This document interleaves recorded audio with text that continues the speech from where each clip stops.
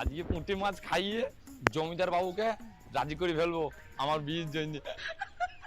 জমিদার বাবু পুঁটি মাছ নিয়ে এসেছি, জমিদার বাবুকে দেবো, জমিদার বাবু খুশি হয়ে যাবে আর জমিদার বাবু মেয়ের হাত আমার হাতে দিয়ে দেবে। তারপরে আমি কে রে আমার বাড়িতে সকাল সকাল চিল্লাচ্ছিস? জমিদার বাবু আমি। কি দরকার সকালবেলায় আমার বাড়িতে? এই লীল আগে পুঁটি মাছ কাটা লেল, তারপরে বলছে কি গন্ধ।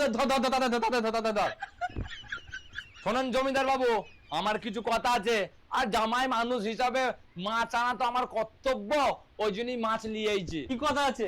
আর জামাই বা কি হিসাবে? ও বাবা, আপনি জানেন না আপনার মেয়ে পুট্টি, ওর সঙ্গে আমার একটু ভালোবাসা আছে, বড়টা। ওই ইয়ং বয়সে কত ভালোবাসায় হয়, ওসব ভুলে যা। না জমিদার বাবু, আমি আমার ভালোবাসা ভুলতে পারবো না, কারণ আমার ভালোবাসা সত্যি ভালো।